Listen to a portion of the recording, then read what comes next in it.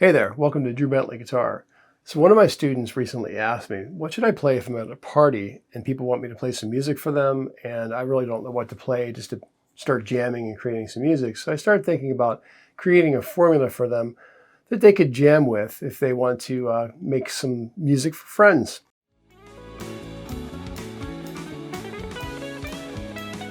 So what I was thinking is if we take the key of G, the chords of the key of G, and we combine that with the G major pentatonic scale, we can create some pretty good stuff that sounds like a song and will entertain people at the same time. And it's a good formula for learning how to play songs anyways.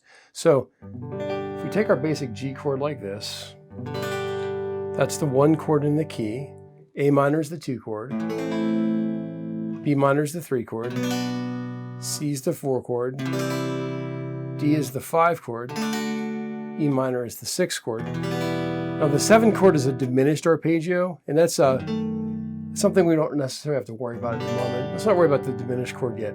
So basically when you have a key of music, you have the 1 chord, the 4 chord, and the 5 chord. Those are called the primary chords. So you want to learn how to play your primary chords and all the keys of music. If you can run that through the circle of fifths, it's a great exercise to learn primary chords. I'll probably do a lesson on that at some point in the future. So starting with G, C, and D, that's where we begin our jam when you're creating kind of music whole cloth here for your friends. So if I go...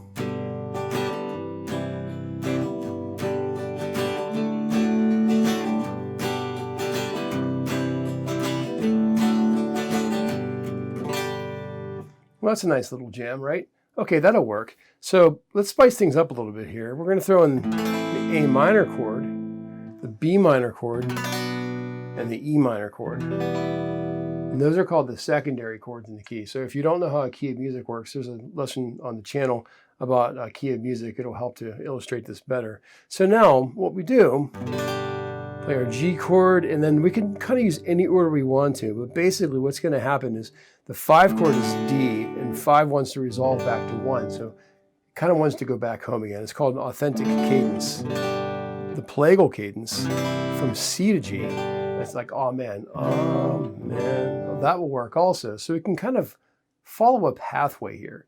When you're on a minor chord, it likely wants to go to either C and back to G again, or it might want to go, like say A minor, up to D, and then back to G again. So you kind of want to use those minor chords to lead into one of these primary chords, or the secondary chords leading into a primary chord, but it doesn't have to be that way. There's tons of songs that use these chords in multiple different directions, and they all kind of work. So let's say we're going to jam here.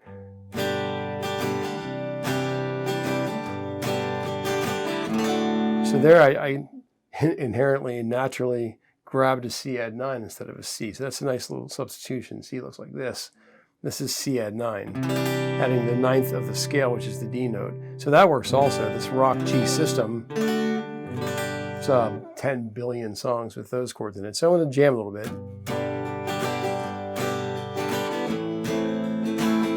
It's kind of creating music.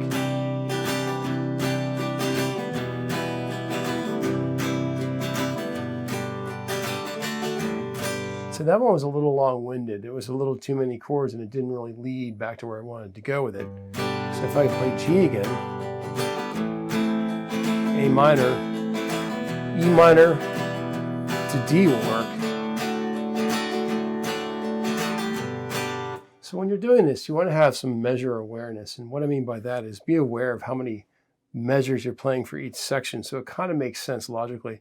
Music isn't really written like a train, like if you have a bunch of train cars in a row, one after another, and they all sort of relate to each other, but the train is like 6 miles long and it goes around the bend off into the canyon. It doesn't really sound like music. Music's a little more concise than that.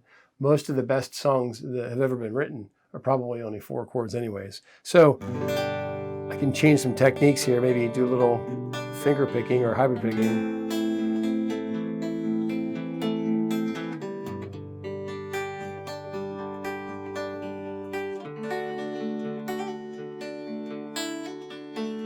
Little trill at the top there.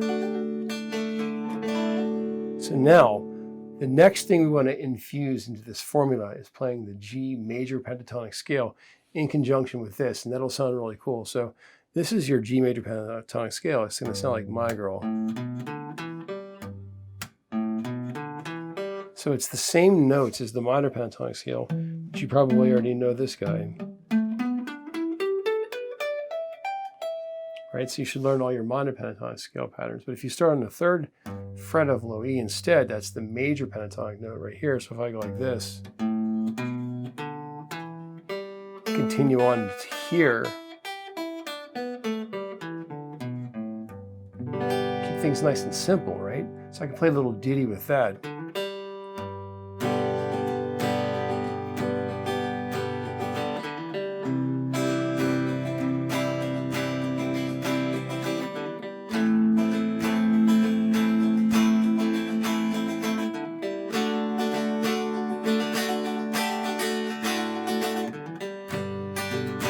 I played the G like this the first time. I call that the folk G. The 3rd finger is the lead-off finger, versus the 2nd finger, which I call the rock G. There's also the AC/DC G. If you take off your 1st finger and eliminate the 3rd, sounds way more rockin', right? Versus this. There's also something I call the Sunday school teacher G, or the Jimmy Page G. If you take the B string off too. There's lots of different options. So from here, what I want to do is do a little ditty jam with the major pentatonic scale. Again, this is kind of a little insight into creating some riffs and putting some chords together to make a little song, and we're just learning how to create some music out of nothing with these basic chords and kind of jam a little bit to make a little song for your friends to listen to you. So what we want to do is try to create something musical and melodic. So maybe like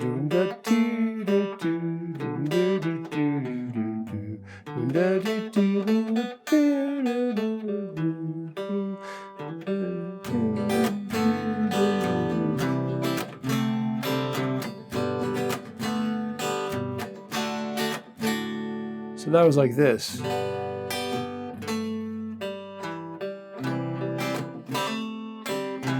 Move my 2nd finger up. That time I used 2 fingers and do this C chord. There's so many options you can do. Now, once we get that going, what we can do next is combine this with this. This is the next position of the pentatonic scale. So you want to learn your pentatonic scale patterns in the 1st and the 2nd position. So you can go back and forth between the 2 of those. There's lessons all over this channel with pentatonic scale stuff. There's one combining the 1st and 2nd position of the pentatonic scale, learning all 5 positions, etc. So check it out. Now I can go like this.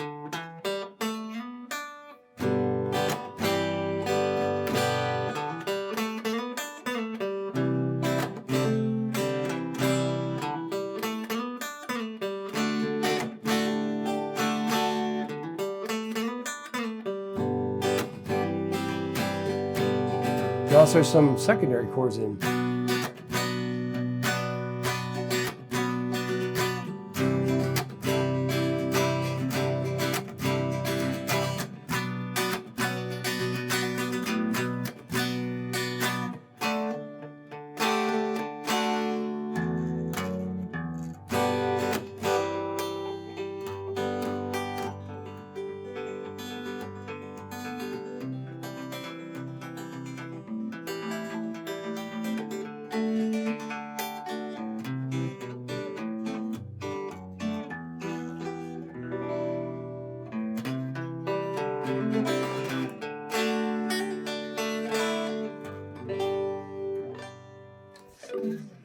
And so now you're kind of jamming and creating some music from nothing for your friends. You just basically play the primary chords, G, C, and D.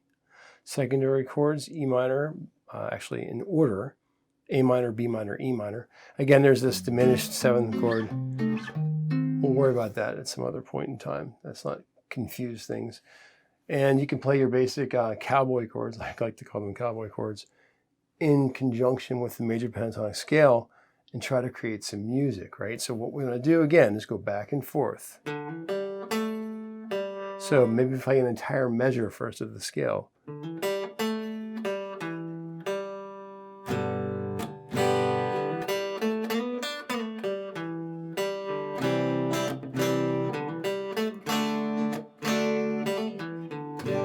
eventually what happens is you're able to go back and forth between the chords and the scale without having to like play them in equal amounts of time. You could do. See, I kind of played the riff for just a quick second there. So there's a gabillion songs in the world that have been created using the same formula. It probably sounds like a lot of songs you've heard, and I'm keeping things nice and simple, kind of on the Tom Petty level of songwriting, or maybe like Bob Dylan. Not that those songs are bad, they're great songs. To create music that's from a really simple formula, make something memorable is really a unique gift that those songwriters have. I'm not saying I'm doing that right now. Right now I'm just trying to show students how to combine this pentatonic scale in conjunction with fundamental chords in the key of G. And you can create some music and have a good time and kind of play for your friends.